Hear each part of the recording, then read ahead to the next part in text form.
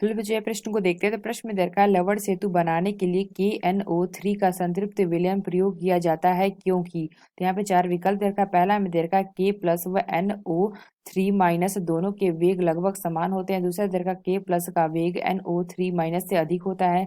तीसरा दे रखा है कि NO3 माइनस का वेग K प्लस से अधिक होता है। और अगर हम देखें तो हमें डी क्या दे रखा है कि NO3 जल अत्यधिक विलय होते हैं। आइए मुख्य अवधारणा की चर्चा करते हैं। मुख्य अवधारणा। तो प्रश्न में क्या दे रखा है लवण सेतु। तो हम जानते हैं कि जो हमारा पहले हम देखते हैं कि लवण सेतु हमारा क्या होता है। तो लवण सेतु को हम क्या कहते हैं, सॉल्ट ब्रिज भी कहते हैं।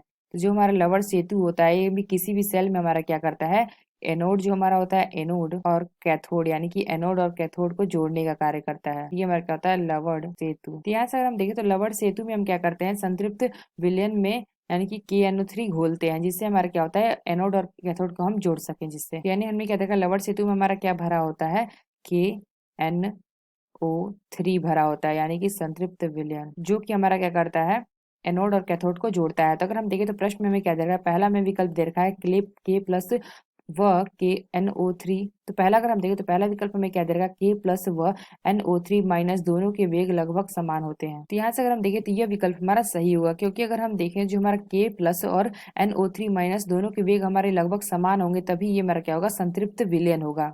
और जब हमारे समान नहीं होंगे तो हमारा क्या हो जाएगा, असंतृप्त विलयन हो जाएगा। तो यहाँ पे हमें क्या होता है जो हमारा लवण सेतु है जिसमें हमारा KNO3 भरा होता है हमारा क्या होना चाहिए, संतृप्त विलयन होना चाहिए यानी कि एक समान होना चाहिए। यानी हम कह सकते हैं K प्लस व NO3 माइनस दोनों के वेग जो हमारे होते हैं लगभग समान होते हैं, इसलिए यह पहला विकल्प हमारा सही है। अगर हम दूसरा देखें, दूसरा में देखा K प्लस का वेग NO3 माइनस से अधिक होता है, यदि अगर अधिक हो जाएगा तो हमारा असंतृप्त विलयन हो जाएगा, इसलिए यह विकल्प हमारा गलत है। तीसरा अगर हम देखें, तीसरा देखा NO3 माइनस का वेग K प्लस से अधिक होता है, तो यह विकल्प भी हमारा गलत है।